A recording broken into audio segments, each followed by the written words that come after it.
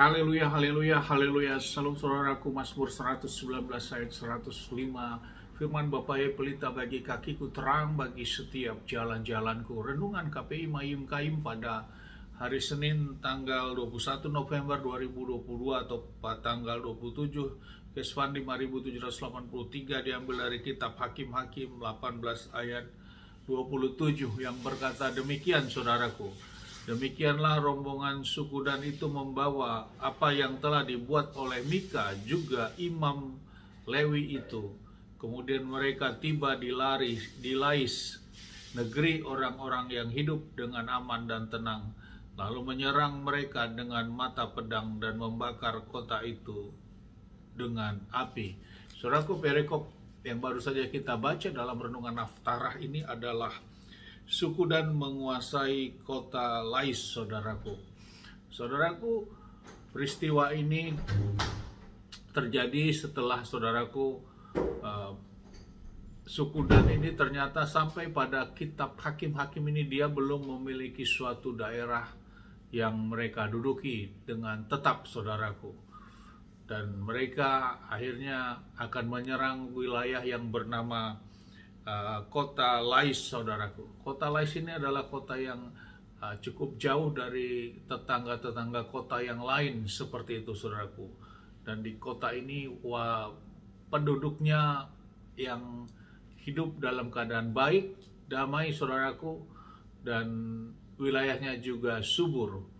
Dan suku Dan memerintahkan untuk mengintai kota tersebut. 5 orang pengintai menuju ke kota tersebut. Namun sebelum mereka sampai ke kota Lais ini, saudaraku, ternyata kota Lais melewati daerah Efraim, termasuk pegunungan Efraim ini, di mana di tempat di sana ada Mika, saudaraku. Dan kelima pengintai ini mampir demikian, saudaraku, atau tiba di rumah Mika dan bertemu juga dengan imam suku Lewi ini, saudaraku. Dan suku Dan sangat paham, sehingga logat dari pemuda ini dia tahu bahwa ini adalah bukan penduduk dari Efraim. Dan kemudian kelima pengintai ini juga meminta berkat dari suku Lewi dan dari imam atau dari pemuda dari suku Lewi ini, saudaraku. Dan pemuda suku Lewi ini juga memberkati terhadap 5 pengintai tersebut dengan berkata, pergilah dengan selamat, perjalanan yang kamu tempuh itu berkenan di hadapan Yahweh. Saudaraku, setelah mengintai, maka 5 pemuda yang gagah perkasa dari suku Dan ini kembali ke sukunya dan melaporkan semua apa yang diintai.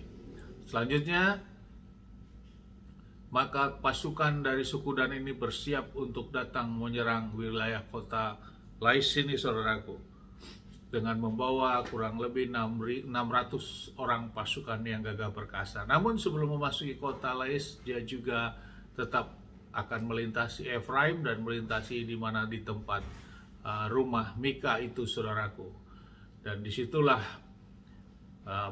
pasukan dari suku Dan ini mengambil semua perkakas yang ada yang dimiliki oleh Mika, saudaraku. Dan juga pemuda suku Lewi ini juga mereka bawa, saudaraku, dan bersama suku Dan.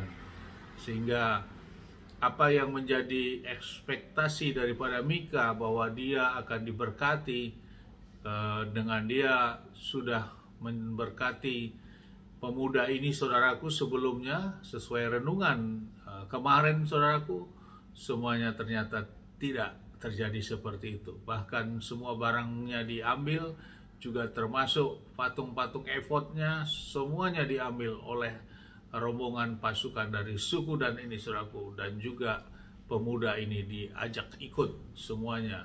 Jadi ditinggalkanlah Mika, saudaraku.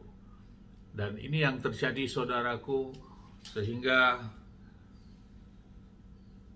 pasukan daripada suku Dan ini menyerang kepada wilayah kota Lais ini, dan akhirnya semua kota Lais itu dapat dikuasai dan dibakar habis, saudaraku, oleh pasukan dari suku Dan. Dan akhirnya suku Dan menguasai wilayah tanah kota Lais itu, saudaraku. Dan pemuda suku Lewi ini ikut bersamanya di sana dan juga membawa patung-patung yang dimiliki oleh Mika, termasuk patung Ifod dan patung-patung Sfarim, saudaraku, dan yang lainnya dibawa oleh suku Dan. Sehingga kita tahu bahwa akhirnya suku Dan juga menjadi suku yang tidak berkenan di hadapan Bapa Yahweh nantinya, saudaraku. Jadi lewat peristiwa ini, saudaraku, yang menjadi renungan dihadapkan dengan kehidupan kita saat ini, saudaraku.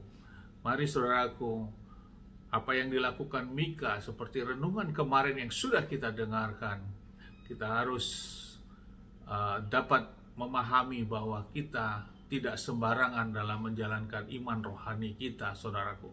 Jangan sesuai dengan ekspektasi kita saja, saudaraku. Namun kita menjalankan iman rohani kita, tentu tuntunannya adalah kitab suci kita. Tentu tuntunannya apa yang tertulis di dalam kitab suci yang ada, saudaraku. Terlebih, terkhusus, kita harus memahami tentang firman-firman yang pertama sekali disampaikan dalam bentuk orisinil atau awal dari firman tersebut, saudaraku. Kemurnian firman tersebut di mana Bapa Yahweh yang berbicara kepada manusia. Itulah firman, dan semua tentu tercatat di dalam kitab Torah, mulai dari kitab Kejadian sampai kitab Ulangan, saudaraku. Dan itulah menjadi dasar untuk kita dapat memahami kelanjutan dari isi kitab suci kita ini. Sehingga apa yang dilakukan Mika, ekspektasi Mika, semuanya tidak terjadi, saudaraku, karena dia lakukan sesuai dengan keinginannya sendiri. Beda tentunya dengan yang dilakukan adalah sesuai dengan hukum Bapa Yahweh, maka pertolongan Bapa Yahweh itu pasti sempurna, saudaraku. Tidak akan ada keraguan di situ. Biarlah lewat renungan ini, saudaraku, untuk meneguhkan Bapak, Ibu, dan kita semua yang mendengar renungan pagi ini, di dalam menjalani kehidupan iman rohani kita, mari kita kembalikan kepada aturan atau ketetapan yang sudah ditetapkan, bukan sesuai dengan kehendak kita saja. Memang masih banyak pemahaman untuk dapat memahami kitab suci dengan berbagai macam cara pandang, saudaraku. Namun kita kembalikan dengan cara berpikir sederhana saja, bahwa kita adalah pengikut Hamasia, pengikut Yeshua Hamasia yang kita sembah, yaitu Bapa Yahweh di dalam Adonai Yeshua Hamasia. Tentu pengajaran atau pernyataan atau dafar yang Bapa Yahweh tetapkan, dafar yang Adonai Yeshua Hamasia tetapkan, itulah yang menjadi pokok yang harus kita kerjakan. Walaupun ada dafar dari para nabi yang lain atau rabi, rasul yang lain sepertinya bertentangan, namun cara pandang kita tentu kalau terjadi pertentangan, sederhana berpikir, saya tetap berpegang kepada apa yang diperintahkan oleh Bapa Yahweh dan Adonai Yeshua Hamasia, karena dialah sang pemilik Samayim itu, dan kita tentu rindu nantinya masuk ke Samayim, karena itu adalah kepastian yang disampaikan, yang didafarkan oleh Bapa Yahweh dan Adonai Yeshua Hamasia.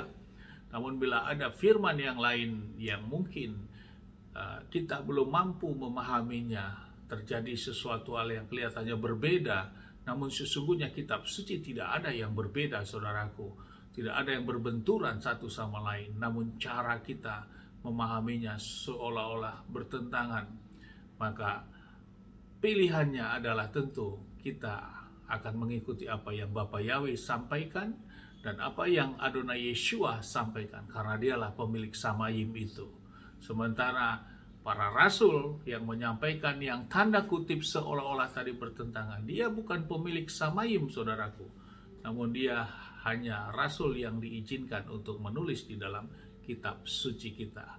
Itulah pemikiran yang sederhana, saudaraku, sehingga kita dalam memahami kitab suci sesungguhnya kita tidak usah membuat sesuatu hal yang seolah menyulitkan kita untuk dapat memahaminya, untuk kita mengambil sikap dan untuk kita melakukan aksi sesuai apa yang dikatakan kitab suci.